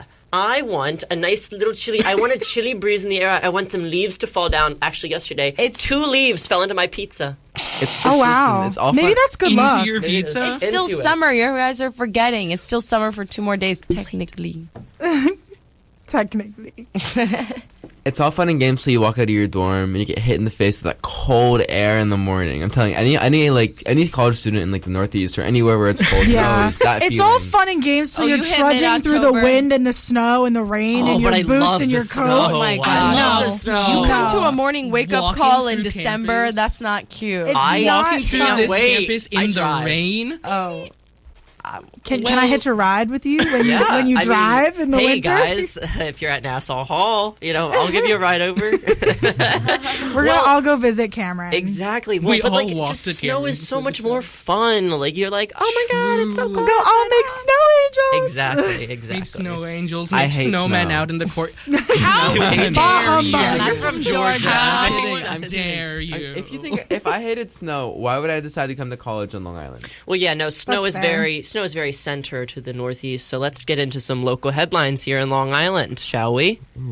Suffolk County Police are searching for 18-year-old Vianna Detling, who was last seen in Smithtown early Thursday. Her family says she was seen getting into a white sedan in front of just after 3 a.m., wearing a multicolored T-shirt and black pants. State police believe she's been abducted and is in danger. Anyone with information is asked to call 911. Funeral services took place this week for Suffolk County mother Sakia Jones, whose body was found in a suitcase on the border of Huntington and Huntington Station just a few weeks ago. The man accused of being connected to her death, Ronald Schroeder, was indicted Wednesday for charges of concealment of a human corpse. Jones's cause of death is still unknown. A man is facing charges after crashing a stolen car in Nassau County Thursday. Police say a 69-year-old woman parked her Toyota Corolla on Jericho Turnpike and left her keys inside the vehicle. When she returned, she saw it driving away and called police. 2 Amazon Fresh supermarkets on Long Island will resume production towards opening after being put on pause to examine the economic value of the concept, according to Amazon. The two stores are set to open in Plainview and East Sedicott. Amazon declined to say when exactly the stores will open. On Wednesday, 2 Brooklyn men were charged after police seized 4 tons of illegal marijuana and other drugs. The storage facility, located at a storefront event space on Little Neck Parkway in the Floral Park section of Queens, contained about 8,000 pounds of marijuana products, as well as crystal meth and other substances. According to court records, both suspects were charged with criminal possession of a controlled substance with intent to sell, possession of hallucinogens, stimulants, and 2 counts of criminal possession of cannabis. There comes that cannabis story, right? Back into our discussion. I mean, told you it's important. Connected. It's all connected. Well, in the words of my senior year high school dramatic writing teacher, everything... That's very specific. Shout out Miss Reddy, I miss you. Everything plays later. Everything like does that. play later. I And like guess that. what? We're only 10 minutes later, and we have it. And it played. It did, in fact, play. It sure did. In fact, make its way back in. Indeed it did. Indeed it did. Well, let's get into some of our first stories for the local news today. Starting off, yesterday, another school in Long Island was hit with false threats of violence, this time Northport Middle School. East Northport Union Free School District figures said that a student made a violent threat against the middle school and the district itself. These threats were passed on to Suffolk County Police, who said that the threat was not credible. Superintendent Dr. David Meyer said in a statement, quote, "Unfortunately, situations of this nature are becoming all too common across Long Island and the country. Students must be aware of the very serious repercussions of such actions and making threats against the school or individuals. This year alone, Suffolk police have had to respond to 24 threats of violence within schools, and Nassau police have had to respond to 37. The same district experienced another criminal act earlier this week after police were called out to the site of racist graffiti being written on bleachers at East Northport Middle School. We talked about gun violence and gun control last week in our Friday show, and I think, again, it's all connected, right? Bringing back, what was your teacher's name? Plays Miss later. Reddy. It plays later, Mr. Reddy. Miss Reddy. Miss Reddy, Miss. I'm so sorry. It's all connected. These kind of threats of violence should not be happening. And it's really, from my opinion, it's because we have such ease of access to firearms and to weapons that could be used in incidents like this, right? In school shootings and school, mass casualty events. I agree with that too, but I also think that, I think that parents are also to blame for their students or for their children who do carry out these heinous acts. But I also think that the internet has a lot to play into it as well. Yeah. I think that for a lot of young kids, the concept of, gun violence has been sensationalized. I mean, we look at the video games. Yeah. Look at the video games from the early 2000s, right? Yeah. Call of Duty and so normalized. Because, exactly. Yeah, because also for students, I think, at this age in middle school, like, there's still a lot of guidance that they need to have, and so I think when they see a threat coming from one place, obviously some misguided students are thinking, I want to start get a rise out of people. I want to I don't know if they want to incite violence, make people scared. It's just the lack of development, and also with it being so sensationalized and normalized, I think it can just happen that much more easily. I think I might be wrong quoting the statistic, but I want to check. But I think, actually, I'm not going to say it because I want to make sure I'm right about it. But I'll come back to the statistic. We love a good later. fact check. I mean, I think one thing is there shouldn't be the biggest issue surrounding threats of violence, right? Is number one, they want to spend resources, but spending those resources and wasting time of people detracts from actual things going on. And on top of that, I want to say that it's because weapons are so easily accessible, these threats can be very valid. They can be very valid in the moment. They have to take all of them seriously. Absolutely, you can't ever access. take them lightly. Exactly, No. and that's what's most annoying is because these people, these children, these students just might want to they're waste making time, spend empty resources. threats, but they can't be taken as empty threats because of how easy it is to access weapons. Yeah. I have a personal example of this. I went to school at St. John's High School here on the island in West Islip, and this was after I graduated. But I was friends with a lot of underclassmen who I mentored and who I just hung out with, and they were posting on social media. I think it was my freshman year here at Hofstra, so the year after I graduated, that there was a bomb threat at the school because someone, I think in the 10th grade, a sophomore, if I'm not mistaken, made some joke post on his Snapchat story about how he was going to, quote, blow up St. John's because he hates it there or something to that effect. Somebody saw the story and somehow it got to authorities, and they have to take that seriously. Thank God nothing ever happened. And I'm not sure, but we can hope that he wasn't serious. We don't know. I'm not positive what type of investigations went into it, but I know that it was thoroughly investigated in some way. But just the fact that that's happening and that, students are feeling that we're able to joke around this, and going back to what you guys were saying about like just how kids are being raised and like what's happening in the media. We're learning about this in my psychology class. There's a lot of studies and statistics that show that children who are exposed to violent video games, violent movies, even if they're not like necessarily gory, even if they're, just people who are yelling and screaming at each other and arguing, people who are exposed to that more serious violent content material at a younger age are more likely to, one, actually do something violent, but also to joke about it and not take it as seriously. Also to add to your point briefly about joking about it, I think it could also be a matter of they're born into the society that is so just has normalized this gun violence that which is horrible. Maybe the only way they know how to cope about it is to joke. That's a good point too. Because they People don't know how else humor. they don't know, and they're young kids. What are they going to do? So it's like it's the way that they're processing it. It might be to make a joke out of it because they are really the ones who were like birthed into this generation of like really, really frequent gun violence in schools as well. Yeah. And I found the statistic according to the Washington Post. More than 383,000 students have experienced gun violence at school since Columbine.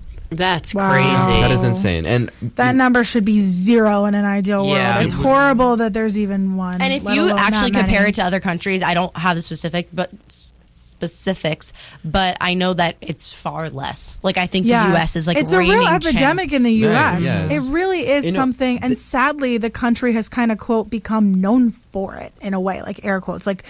People do think of that when they think of the U.S. because of how much this is on the news. Yes, and also I love. I mean, whenever the topic of school shootings are brought up, I always bring up The Onion because they do this thing on their website. Whenever another school shooting happens in the U.S., they always use the same headline: "No way to prevent this," says the only nation where this regularly happens. Yep. And every single school shooting. Wow. They republish the exact That's same powerful. story, but they just they switch the information around to make it applicable But they to use that. the exact same headline. And The Onion Like is... Sorry, go ahead, Alex. No, and like we said last week, too, there are so many ways that we can prevent it from happening that people just aren't talking about because I don't even know why. And The Onion's definitely more of like a satirical take on things. Like, it's not like... The Onion isn't like a trusted news source. You go there for all your stuff because they do a satirical take on everything. But it is powerful. It's very powerful when one of the most well-known and most well-documented pieces of journalism is the exact same headline every couple weeks when a new thing comes out. Something crazy.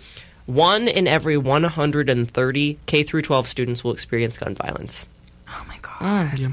Just 49 here's what million I'm students in the thinking country, of. 383,000 incidents of gun violence, 1 in 130. Here's what I keep thinking about. Like, that could be our children someday. Like, that's what I keep thinking about. Yep. And the fact that this story was It could be right our here. children. It could be us. It could be Like us. next That's, week. yeah, I was gonna say, like, even just like walking around campus. I'm always not that Hofstra obviously, isn't safe, and the I mentioned thing this is, last week. I'm when you still always a see- little bit on edge. When you see these headlines, you think, "Oh, that's something that happened across the country. It's obviously horrible," But but it's it doesn't here. really It's like right hit the here on same. Long Island. And then like you don't really process it just because you're so used to seeing those headlines. But like if something like, I mean, God forbid, like knock on wood, but if something like that were to happen, it would like impact us like we can't even imagine. It's here. It's right here. And if things doesn't change, it will continue to stay here everywhere. Yeah. Yes, and I'm reading this report from the Johns Hopkins Bloomberg School of Public Health.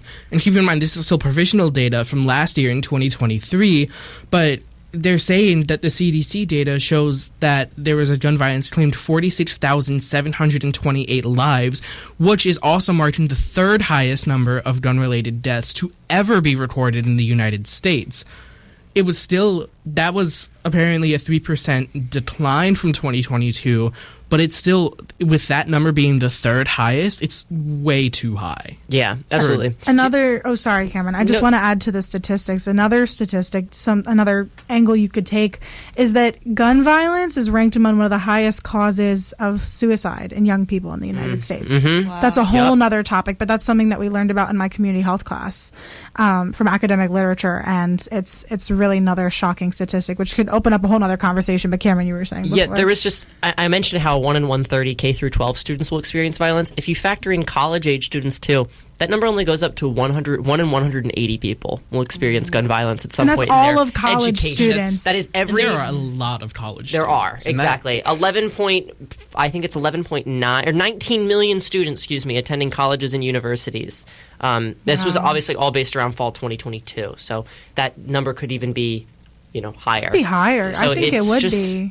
It's just evil, in my opinion. Yeah, and kind of giving my personal final remark on this is that gun violence also changes you for the rest of your life. I had a friend. Yes. I had a friend back home. I'm from Georgia, and there's a state fair at the local mall, and she and her partner were on a ride, and the person in front of them got shot. They heard a gunshot. The person got shot randomly out of the blue, and she described it to me how everybody started running, and everyone was running and dodging and screaming, and it was horrifying. And she still, to this day, has major anxiety being in any public situation.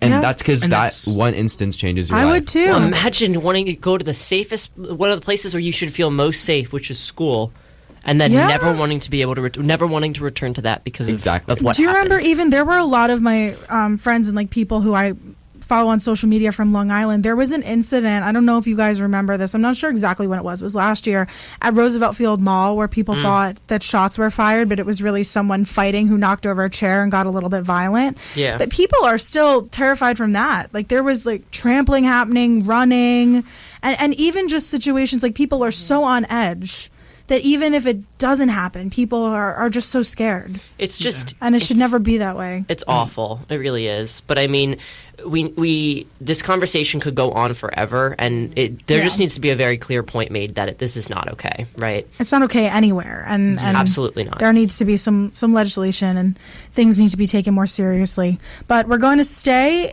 on Long Island, in the school district, actually, because that's where this story stemmed from. Hempstead residents are rallying against the suspension of a school superintendent. So Matt has more for us. Yeah. So following a series of protests on their behalf, Hempstead residents are in support of a recently ousted school superintendent, Regina Armstrong, and they are increasing their efforts to return her to office. Earlier this month, Hempstead School District Superintendent Regina Armstrong was suspended following a series of complaints from staff about her performance. In an interview with CBS, Hempstead School Board President Victor Pratt gave context for the suspension. We're looking into allegations of a possible use of facilities that was unauthorized. This, in conjunction with several incidents in the past, have led to a breakdown in the trust. The alleged misuse of facilities described by Pratt involved the unauthorized use of high school facilities to host the SATs, which led to hundreds of students showing up without safety protocols in place. Armstrong has served as the superintendent since 2018, and her supporters say her suspension was unjustified. Students in the district also expressed disappointment over her removal. I'm sad because I liked her. The timing is really weird. Reverend Roger C. Armstrong, a representative of a group of Baptist ministers pressing for Armstrong's reinstatement, says that he and his associates will meet with Armstrong within the next week to plan their next steps. Williams says, quote, "The next step should be very clear. Call Miss Armstrong and ask her to return to her job." On Wednesday, multiple residents, clergy, and others protested in front of the district's middle school, demanding Armstrong's return. Wow. I know, it's kind of very polarized. It's some people really want her return, and then a lot of people called and filed complaints to have her removed. Well, so the most awkward part of this entire situation is that the day that Miss Armstrong was suspended from her position, Governor Kathy Hochul came to a local middle school to talk about her new book reading program, and they played a video of Miss Armstrong before saying, "Hi, I'm Regina Armstrong, the superintendent of the school district." That video played the exact same day that she was suspended, and Governor Hochul said nothing, but it was a very awkward moment for everybody in that room, besides the kids, obviously, because I don't know, but it's interesting to see how, because they voted to kick her out, right? But residents aren't happy about it.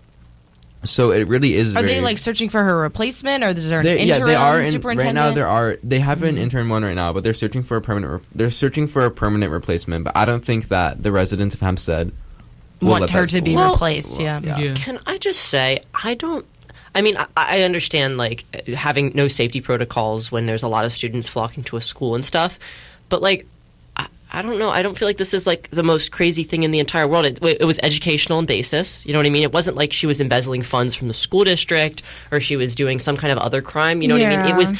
It was simply that there was a mistake made in the clerical error where she, didn't have safety protocols put in place for people going to a school for SAT testing. It was educational. Obviously, it's important, but I don't feel that it should cost her job, especially if she has nothing on her record of ever having anything to do with not properly taking these things into consideration. I'm not positive if that's the case, but if that is the case, then maybe just reassessing and having a discussion with her and figuring out why this wasn't put in place, what we can do to make sure that it's in place next time. But the people who are standing with her, I feel that, I don't know about you guys, but at my school, I was really close with my principal. I feel like you fall in love with having a friendship with obviously some of the administrators, and some superintendents are really, really involved in their districts, which I think that they really all should be. On Long Island, a lot of them are, not all, but a lot of them are. Mine was, and people become friendly. People get attached. People like the sense of a familiar face, someone who has looked out for them. And so I think that this is really hard for someone to just kind of leave out of the blue. And so I understand why people are asking for her to come back. I would too if it was someone who I was really close with and it maybe wasn't something that should have had her put out in the first place on the first offense. Yeah. Well, with that, we'll definitely keep everyone updated on whether or not Miss Armstrong will return to her position. But with that, we're going to hop over to a brief song break. But when we come back, we have a report regarding the social media companies engaging in surveillance right here on the Morning Wake Up Call. But before we get back to that, we're going to be listening to 360 by Charlie XCX here on Radio Hofstra University.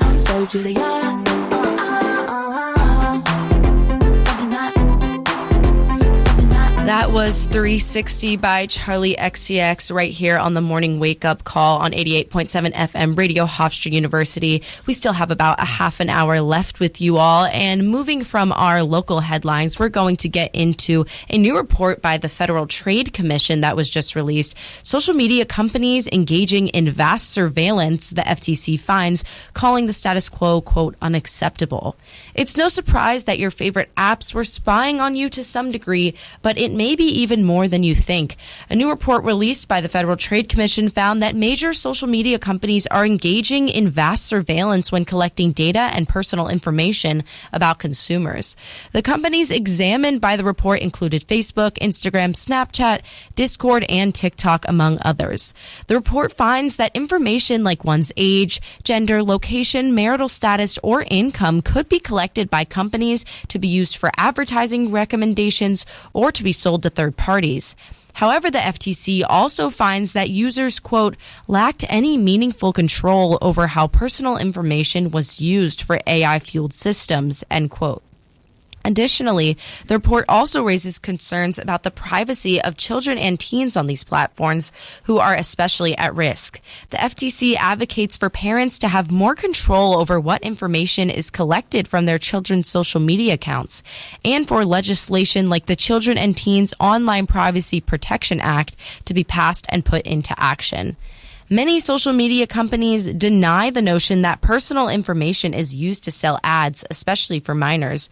Jose Castaneda, a spokesperson for Google, which YouTube falls under, said, quote, "We prohibit ad personalization for users under 18, and we don't personalize ads to anyone watching made-for-kids content on YouTube," end quote. So essentially, this was a very big study done, a report, and it kind of got a lot of these social media companies under fire. We know that, these companies, use a lot of our information, and over the last few years, I've even noticed just an increase in like personalized ads. But I want to know what you guys think about this. Are you okay with them doing this? How do you feel about it? Well, here's how I'm very passionate about this, because it's something that it's very obvious that there is, personalized stuff going on, and information. My thought is this: if you're on social media, someone could, maybe not, but there is a way for people to access your information. Once you're on social media, you have made a technological footprint, so to speak, that you're going to leave, unless you completely erase yourself from social media, delete your accounts, and even in that case, you can still find yourself. You could still find yourself.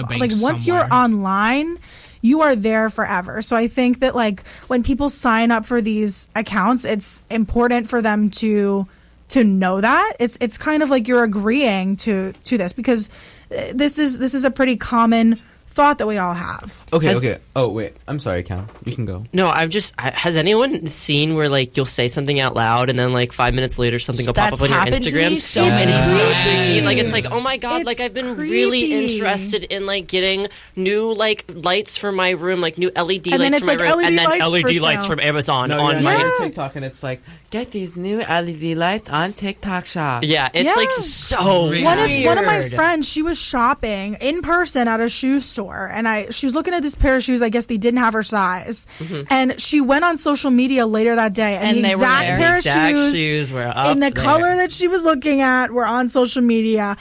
I feel like I can't wrap my head around the fact that it's not a coincidence. I'm hoping it's a coincidence. The report but it's even crazy. also found that even users that are not on the actual platforms, they still have their data being collected from these companies because they're purchasing it from data brokers. So even if you're not a user on the platform, there's still a chance that your data could be used and shared, and it's just so widespread across the internet. It feels like it's all interconnected somehow, even though these are all independent companies. It's all they're connected. Being shared, they're being used, and at this point, I've almost come to the feeling of I know the information's out there. There's nothing I can do about it. Every time I sign up for a new publication or whatever it is, I'm putting in my first name, I'm putting in my last name. They're doing a search. I don't mind people knowing my first and last name. I'm not giving them my social security number. I'm not, sure, they have my email. I get spam all the time. What are they gonna, I do think for younger children, it's more of a concern. But for me, my Instagram account and all of my social medias are public. Because I choose to be a public figure. I'm not someone who really minds people knowing what school I go to. Public figure. She said it here. Well, I just because being a journalist, being someone who does a lot in the music world, just for fun, I don't mind my social medias being public, and I post about where I go to school. I post about that I live on Long Island. People know that about me. I'm okay with that as long as they don't have my address and my credit card information and stuff like that, Also, final little closing remark from me. I don't personally, I've never minded personal ads, and in fact, this is a very controversial take. I appreciate them to a degree because they get annoying. They do get annoying, but also if I'm looking at shoes on Amazon and I get an ad on another thing for shoes on Amazon, I think to myself, wow, like it's trying to, I understand the intention behind personalized ads. But it is very smart for advertising purposes. Yeah. Like, absolutely. If I was an advertiser, I would do it too. Exactly to what you want. They want to cater it to the user, right? And so I think that it was an idea that was made to help people, but I think that it ultimately backfired on the people who invented it. It's my thoughts. Well, how many of you have read the terms and conditions when you sign up? I have not. Every time. Not a single. Not many people do, but I'm sure that it talks all about Yup, this. you definitely just are basically like, if you don't do that, you're basically signing away your rights, and you're basically like, yeah, you can do that. And that stems from reading the terms and conditions is another crazy thing, that there was a case recently with Disney where Disney had... the Disney Plus. Yes, the Disney Plus murder case or something like that. Yeah. Which was like... So Disney Plus basically had in there things that if you sign up for their platform, you would be Disney basically... can't be held responsible for anything for like X amount of years after your subscription. That you have to go, if you have a problem with the company, no matter what it was, you had to go through a third-party arbitration to get the case settled, which...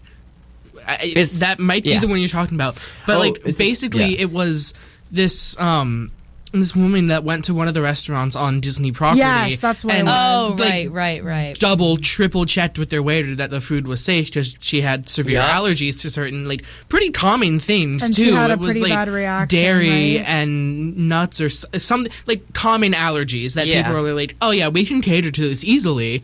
And that restaurant I was reading in the report had little flags to represent, allergen-free specific things, I don't know exactly the color code, but red flag means it's nut-free and blue flag means it's dairy-free or something. Mm-hmm. And when the food came out, it wasn't, and 30, 45 minutes later she went into anaphylactic shock, and the autopsy report said it was due to heightened levels of nuts and dairy in her system. And then obviously they tried to take that to court, and because she had signed up for a Disney Plus subscription, because the terms and conditions, the husband signed up for it. The terms and conditions, really. So read your terms and conditions, folks. Read the 800 pages, and you will be surprised by some of the things you're signing up for on these social media platforms. It's very true, and I think obviously there needs to be more thought looking into what happens with people under the age of 18. Obviously, I don't think that super young kids should be on a lot of social media platforms, and that's a whole nother debate on what the age should be and etc.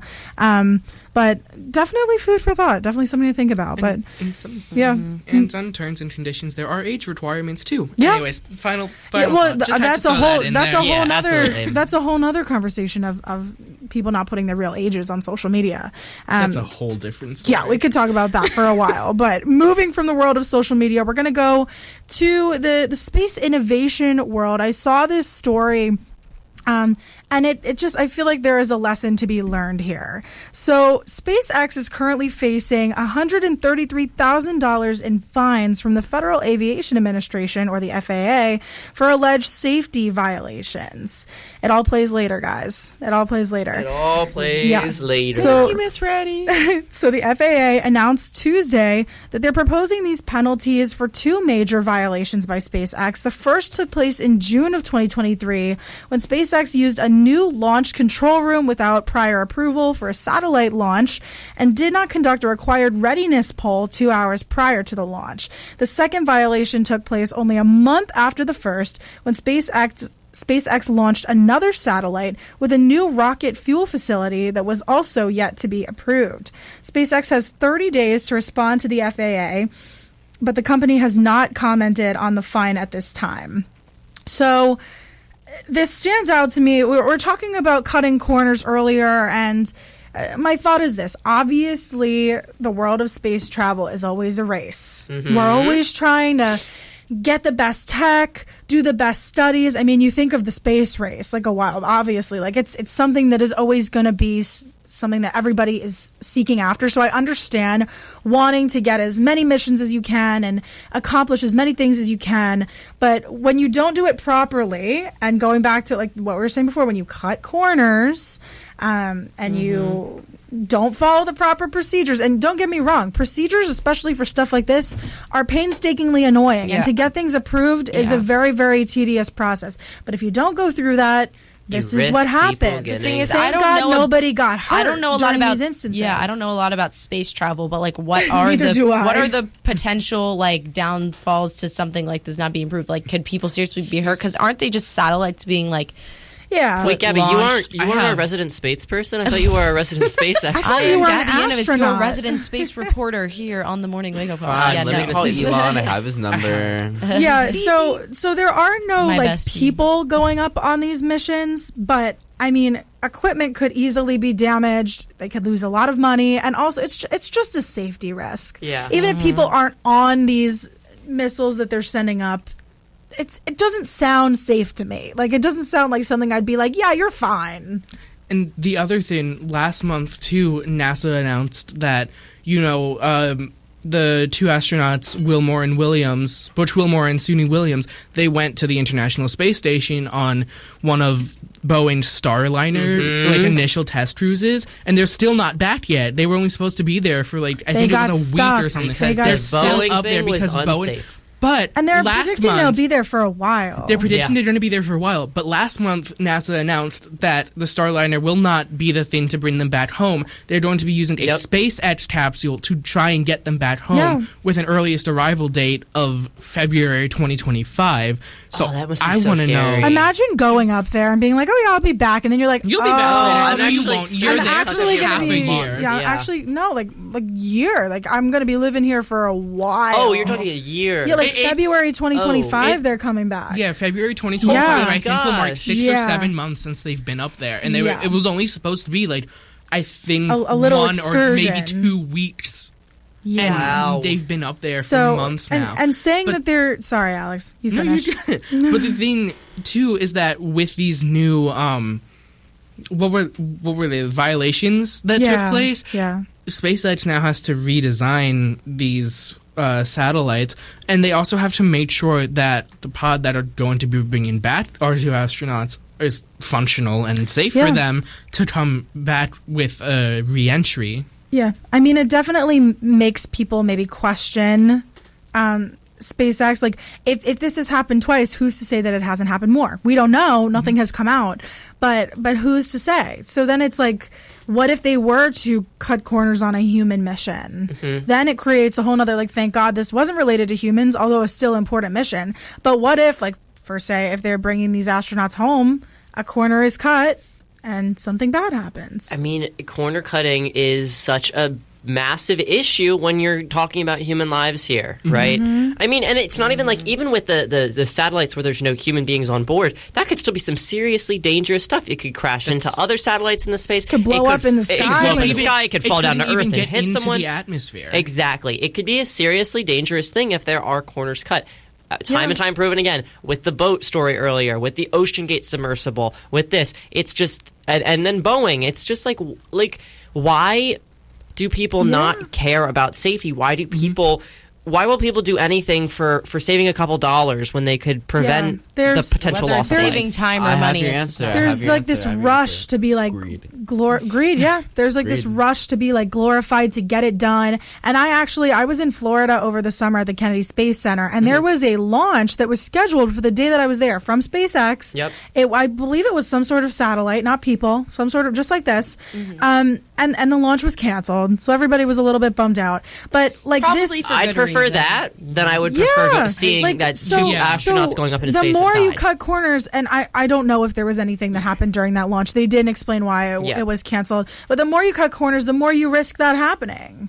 So, you have a better chance. It might take you X amount of weeks, months longer to do it, but to get the approval. But when you do get the approval and you do it correctly, your chances of being successful are higher. They have missions canceled frequently. And that's just space travel. That's not their fault. It's still an experimental endeavor, for sure. But it's why do you have to risk that? And how does such a big company like SpaceX commit these really big violations, not having approval for the spaces that they're working in at all, not having clearances, authorization, and it's just coming out now? That's my other question. It's such a weird... I mean, I agree with Matt's point. Greed is a huge driver, especially in the private sector, with right? big companies, it's wherever they can... Okay, It's so interesting because wherever they can save money, they'll save money and cut corners. But whenever they see a way to get more money from consumers, they'll exacerbate that. So it's just business. I think it is just such an awful thing. Which it's human lives. It's human lives you're talking about. It's not exploration. Lives instead of monetary value. Exactly. And it's all just to cut a bottom line, which is really, really, really such a shame. Yeah. Well, I hope everybody stays safe and nothing else happens.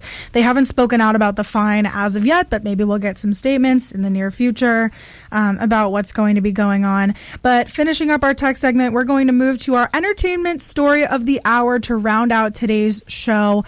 Today, we have an interview. We have another episode of Influence with WRHU's very own Jordan Elliott. We are very excited to have him back.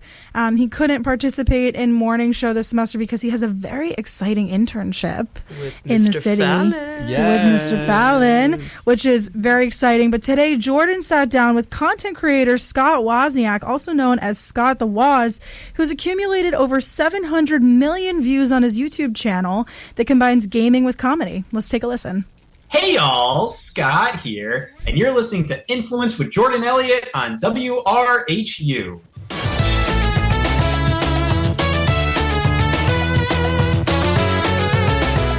.7 FM Radio Hofstra University. You are listening to Influence with Jordan Elliott. As always, I'm Jordan Elliott, and I am thrilled to welcome the infamous YouTube comedian and creator, Scott Wozniak, also known as Scott the Woz. Thank you so much for having me. For those of you who aren't familiar with Scott's work, he covers the world of video games with animation, skits, and clever narration. Scott, I have to say, I think that you are living every college kid's dream. Let's live vicariously through you. What's on deck for you today? What's on deck for me today? I woke up, I had like pallets of merchandise delivered to a storage unit, so I had to deal with that, and now I'm going to make thumbnails. I'm very lucky to be living like this. So like you're saying, like it's a dream to be able to do this kind of stuff. So I think like when you are able to do it, like, you know, count your blessings, because like it's genuinely a huge honor to be able to create and to be able to entertain people for a living, and also to have people respond to it. For most of the response to be positive, it's a dream come true. But you know, some days are a little boring. Sometimes you got to just do a lot of maintenance stuff. So this is one of those days, but I'm happy to take a little break to just to chat here. I actually started uploading on YouTube back when I was a kid, in large part due to the Nickelodeon show iCarly. Also, they had like a lot of like the parody YouTube channels. I was big into those, like Bart Baker and the Key of Awesome, all of those. Do you remember what your inspiration was back in the day? Who were you into that made you want to start uploading on the internet? Back when I was much younger, like when I was very, very young, like the first thing I wanted to be was like I wanted to work in animation in some way. I was always drawing as a kid, and I would do a lot of just like, I was an only child, so, a lot of this could be potentially linked to that. But, I'd spend a lot of times like pacing in my driveway, just talking to myself, conceptualizing little TV shows or movies and stuff. I would think of like, I'm going to make a cartoon, and I'm going to make a movie based on that cartoon, and a video game based on that cartoon. And I would like conceptualize what that would be. I think I kind of fell out of like wanting to straight up be an animator because of just how much work seemed to go into it. I would just doodle on like Microsoft Paint, and then I would export each frame individually and put them into Windows Movie Maker and try to make little cartoons. And they were the worst things in the world, like so crude, just awful. I eventually got like a camera for Christmas. Again, a horrible camera, but I would start doing little skits, and I discovered YouTube around that time. And YouTube originally was kind of just a place to watch like clips from TV shows and movies people would upload. Eventually I discovered stuff like the Angry Video Game Nerds and the Massacre, Smosh. I discovered Smosh, and just all the big YouTube channels back then that were like in like the top 10. That's how I kind of discovered like how much I was interested in like video games, and also like linking humor with video games, kind of creating like humorous looks at video games. I think I discovered there's so much creativity you can do with that, because a video game is your own experience. comparative to like a movie, which you can still be creative with like a critique of a movie. But everybody watches the same movie when they're watching a movie. With a video game, it's all your own experience, and you can take that in so many different directions. I definitely see a lot of the AVGN influence. I watch like a little bit of every type of video game YouTuber, and also just a lot of the big YouTubers at that time in general, to the point that like I realized how cool it would be to do that. Obviously, I would have loved to make like movies and TV shows and have that be like playing in theaters all over the world. But doing YouTube just seemed like obtainable. It was something that like, oh, you're like, I can do this. Like I can upload stuff and who knows, it could go big. Everybody has the same shot to just upload something and to have it be seen by the world. So I think that's what really excited me about it. You're fresh off of the Wazzies award show in Chicago. What a brilliant concept. Let me see if I could get this right. You had audience members fill out forms about themselves for a chance to win awards made up by you. Yeah. Live show was a kind of a mock award show. We sent all the ticket holders a Google form. I had me and my friends kind of come up with just random little questions, trying to pick them for the stupidest possible answers and or just the weirdest ones possible. And we sold out like a 900 plus seat theater, got like 600 responses to the form. That was a lot to shift through. It was a ton, but I think we covered a lot of the people that were there. I think everybody at the very end of the show, we had a little credit sequence of everybody that submitted. So, I was pretty happy with that. Yeah, it went over pretty well. It was an exciting time for sure. Do you have a favorite question that was asked or any favorite moment from that show? That was the first show we've ever done. And, we definitely learned a lot from it. I think it went overall pretty okay. We had a couple technical difficulties, a few pacing problems, I think. But for the most part, I'm currently going through the video edit of the event. So that should be up hopefully soon. I think my favorite moment, we asked people what their shoe size was. And we got two people that were over size 15s, and they won like the award for biggest shoe size, which we just named like, oh my, big B. And the one guy that won was a size 16, and he came out on stage, and we had like this goofy video playing in the background. Came out on stage unprompted, took off his shoe, held it in the air like it was like some fantasy item. He just unsheathed the sword, and we just have like a screenshot where I'm just like absolutely in awe of him. We have my friend Justin in the back, like going like, yeah, so that was really fun. For a first time show, I think it went pretty well, and hopefully they just get better and better from here on out, if or when we do any more of them. I'm hoping to see you take the Wazzies or some form of that live experience on the road. I hope so too. I don't think we can do like a tour like other people do a tour that's like a month long and just our bread and butter is videos. Like that's what I want to do. I don't want to be on the road for a month. I also have cats I have to take care of, so I'm like I can't do this. Well, we'd love to see you here in New York. 88.7 FM Radio Hofstra University. If you are just tuning in, you are listening to Influence with Jordan Elliott. We are talking to one of my favorite YouTubers, Scott the Waz. Scott, I don't mean to insult you, but from one video game nerd with glasses to another, it has to feel amazing to not only become successful and famous. Every jock that you went to high school with who has given you a wedgie has to be biting their tongue right now. Have you ever been to like a high school reunion or something where someone's recognized you? I didn't really have like anybody that was like tormenting me in high school or anything, but people do know like how the YouTube channel has gone, and I've gotten a lot of support and a lot of excitement from people that are just kind of like, wow, that's awesome. Throughout high school, I was still making YouTube videos, and I was still people knew me as the guy that makes videos and the guy that will edit your video. Like I had so many people ask me, it's just like, yo, Scott, I got this cool video project. Do you want to edit it? I'm like, I would love to. It was fun for me. I'll get like a $20 bill sometimes. So I'm like, yeah, sure. Why not? The only time I felt kind of taken advantage of is when I would get asked by like family members to do weddings. Yeah. Not necessarily like they were taking advantage of me, but it just kind of felt like this is supposed to be an event for the rest of the family where they're celebrating and enjoying their time. And I'm spent running around with a video camera trying to get everything, and I'm getting paid significantly less than if they would actually hire an actual videographer. Videography is not my strongest suit either. Like I'm not like, wow, I'm a great cinematographer or anything. So it was, I hated filming weddings. Like I filmed like 2 or 3, so would never do that. But yeah. A probably lesser known aspect of the life of Scott the Woz is your philanthropy. So far, you have raised over $1 million for the Children's Miracle Network and Critical Care Comics. How can the WRHU audience get involved with that? We usually try to do charity campaigns once a year. We sell merchandise where all the profit goes to charity, and that's the only time that I've done merchandise is where all the profit goes to charity.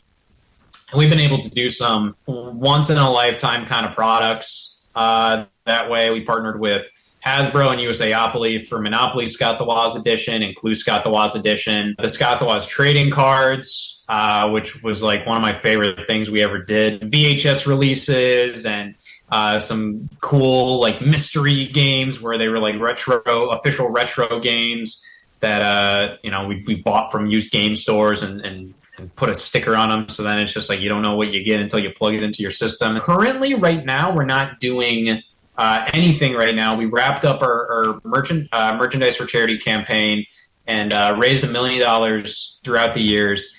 But I think in the coming year or two, we're definitely going to be coming back, and we're definitely going to be doing more of that. So I would say if you would want to stay tuned to like probably the Blue Border Entertainment Twitter account, that's probably where we would give more merchandise updates. We're going to be doing some merchandise for profit to eventually fund more cool merchandise for charity. Scott, it's been great talking to you. Finally, do you have any words of inspiration or advice that you have for the students of Hofstra? I think a lot of people who try to do creative work, it can feel kind of discouraging sometimes, especially now that there's like instant gratification where you can post something online and immediately see how many people are viewing it and people can immediately comment on it and all of that. And a lot of people comment bad things or negative things when it's a smaller account or whatever. Or if you just try to be like, a little creative, you might be a little cringy or whatever. My advice is, it's like the lamest advice possible because like it's like the most basic thing ever. Don't give up. As you get older, you start to realize like a lot of the basic advice people give is like, oh, damn, that's actually true. I shouldn't give up. Or like, oh yeah, life is about finding a good balance and all of that. Like it's true. I see so many people who try YouTube channels, they try it for like 3 months and then they stop, they give up. I think being creative is one of the best hobbies you could possibly have. Like when you get done with work and you got some free time, commit some time to just working on your creative endeavors. And if people are like saying that it's like cringy or something to kind of like act or do something stupid in like a little costume on a camera, they are the most miserable people in the world. The cringy people out there are the people keeping this world fun and happy. And I see people like go, it's just like, I don't like when Scott sings in his videos, or I don't like when Scott that does little comedy sketches and stuff. And I'm like, I understand that may not be for you, but if I stop doing that, eventually you're going to whittle me down to like no personality and there would be nothing left. And it would just be like the same videos that anybody else makes. So, hey, don't give up. Don't be afraid to express yourself. If you can make yourself laugh, or you can make yourself entertained, or you can make your friends entertained, you can make your friends laugh, like that's all that matters. I think everybody has a chance to have a successful career online doing creative stuff. You just can't be afraid to put yourself out there. I couldn't have said it better myself, Scott. That was very inspirational. 88.7 FM, Radio Hofstra University. This has been Influence with Jordan Elliott. I will see you next time. Jordan Elliott killing it with another interview. Scott Wozniak, thank you so much. That was so great. Wowzers. Getting content creators. Wowzers. Don't make fun of me. Getting content creators is something really difficult. And I know this from personal experience. I had Politics Girl and Elizabeth Booker Houston, Booker Squared, two political content creators for my DNC coverage. And trying to get those content creators was a very difficult process. And it's crazy because, it's just crazy how quickly Jordan puts these out every week. It's something new, and it's just wow. He's a wizard. He really is. He's a he wizard. Really is. He's a wizard in getting. He's a wizard in getting content creators and content. Period. He's 100% hands down killing it with the content. It's so fantastic to hear the perspective of all of these really influential people. I am influenced, and a lot of them are just working from home. Yes. The remote yes, gang. It's really not that difficult, but it's oh gosh, just so cool. Quick little shout out to Scott the Waz. My brother watches you all the time. I always catch him watching Scott the Waz. Aww, that's so sweet. Shout out, Michael. It's so kawaii. So kawaii. I love it. No, it's so cool, and getting actual the content creators that I interviewed, they're they're political content creators, so it's a little bit easier. But getting well-known content creators, Scott the Waz is very, very well known. I'm sure many people in this room know Scott the Waz. He's a big figure. Just know the name at least. Absolutely. No one knew Politics Girl, respectfully. No one knew Elizabeth Booker Houston until I introduced them and kind of explained, and they gave their context about being. It's just a different area of the internet. That's true. You're true. It's if you're a political person, you know who they are. You're right. If you're more into I need to take it back. Political content creators are as content creators as entertainment. Lane, yeah. Exactly, they're in their own lane. But a lot of people know the entertainment and side. And also, I feel it's hard to get to the top as a gamer. There's so many. Yeah, there's a lot of competition people out there. Well, shout out Jordan. So here's my little roundtable question to end out the hour. I promise you guys a roundtable question. Would you, if you could, give up what you're doing now in your life to be a full-time content creator? Absolutely. And if so, what content would you create? Absolutely. I would become a travel vlogger. I mean, I don't know if anyone was looking at the Lawrence Herbert School of Communications Instagram during my time at the DNC, but I was You were living. You were vlogging. She was living. Every day. Good morning, Lawrence Herbert School of Communications Instagram. I would become a I do see that for you. I really do. Thank you. Matt? Maybe I will. I would do a talk show. I really want to do a talk show. That would be super fun. I would like to do that probably with either music and go to concerts and stuff like that, or with food, because I'm such a foodie. So I see so many people that make full-time content creators that just go and sample Eat stuff. food. Imagine eating food for a living. Eating food. Matt, would you be a podcaster? That'd be cool. I'd consider. Alex, what about Alex, you? what about you? See, I think I had to agree with the food thing, just all the different cultures of food from around the world. Yeah, so kind of travel and food. And then, of course, Ashley, our wonderful producer. I would want to create music. I would want to be one of those singer-songwriter content creators. Or the travel vlog thing sounds really, really cool, too. Yeah, I love that. I love traveling. I want to travel more. But, that takes a lot to build up a following, and you put your life on the line. It's not always sunshine and rainbows.